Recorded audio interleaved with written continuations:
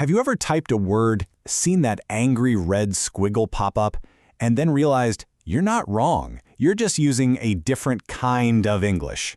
Yeah, you're not alone in this, not by a long shot. Today, we're going to decode the super fascinating and sometimes kind of confusing world of British, American, and Indian English. Okay, let's just jump right in with the classic. You're writing an email, right? Do you type C-O-L-O-R or C-O-L-O-U-R? And what about this one? Are you going to organize your files with a Z, or are you going to organize them with an S? And hey, just when you think it's all about spelling, the puzzle gets way deeper. To get up to the 10th floor, are you taking the lift or the elevator?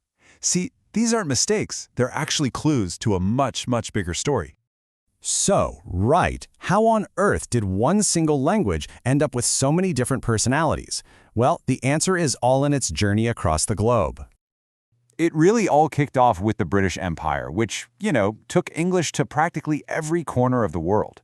Then you have American cultural and economic influence creating this whole other center of gravity. And finally, as countries became independent, they started to adapt the language, really making it their own. Now, what's really cool is how this all happened. As English traveled, it was like a sponge, soaking up local words. New cultural habits needed new terms. And get this, even old printing press conventions from centuries ago locked certain spellings into place differently in different regions. Wild, right? And this brings us to a really, really important point. Indian English. It is not wrong English. It's a recognized, totally legitimate linguistic variety. It has its own rules, its own patterns, and it's studied by linguists all over the world. It has absolutely earned its place at the table.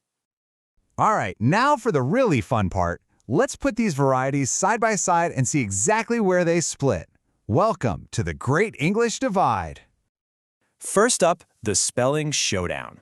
British English loves to keep that OU in words like color and honor, while American English simplifies it to OR.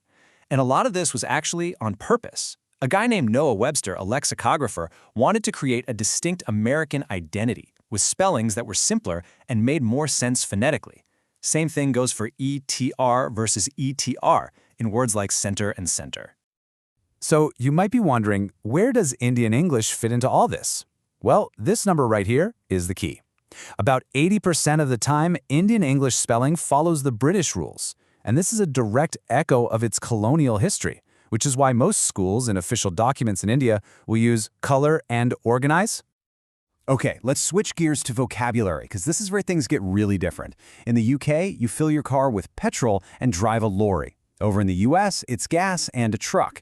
You wait in a queue in London, but you're waiting in a line in New York. Same exact idea, totally different words. The way the language sounds also changes, and honestly, the letter R is a dead giveaway. In a lot of Britain, the R at the end of a word just kind of disappears. Think saying caw for car. That's called non-rhotic. But in both American and Indian English, that R is pronounced loud and clear. That's rhotic. And this is where you see just how brilliantly Indian English has innovated.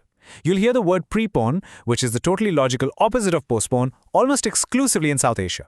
Or someone saying they passed out of college, which means they graduated, not that they fainted.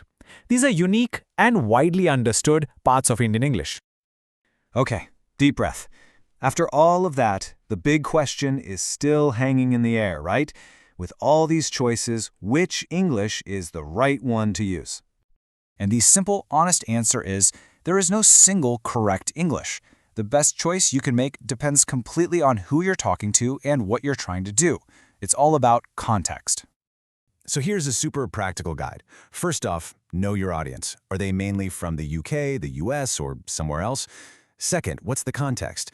A formal academic paper is going to have different expectations than a casual text message. And finally, when you're in doubt, just aim for clarity. The number one goal is always just to be understood. Now, this is a big one. Here are some common phrases that can sometimes cause a little confusion in a global setting. For instance, revert back is redundant in most forms of English. Just saying revert is perfect. You discuss a topic, you don't discuss about it. And remember, passed out? We know it means to graduate in India, but an international audience might seriously think you fainted. Just being aware of these little things is key for crystal clear communication. So when you take a step back and look at the big picture, you realize we're all part of this huge, incredible global conversation. We're all using a language that is very much alive and changing all the time. And this quote just hits the nail on the head. English doesn't belong to England or America anymore. It belongs to the world. It's this shared tool that is constantly being shaped and reshaped by everyone who speaks it. So, here's the real takeaway. Knowing about these differences isn't just about being a grammar nerd. It's about being a more aware, a more effective, and yeah, a more respectful communicator in a world that is more connected than it has ever been. Which leaves us with one last big, fascinating question to chew on. As all of our cultures continue to mix and technology connects us in new ways, what do you think English will look like and sound like in another 50 years?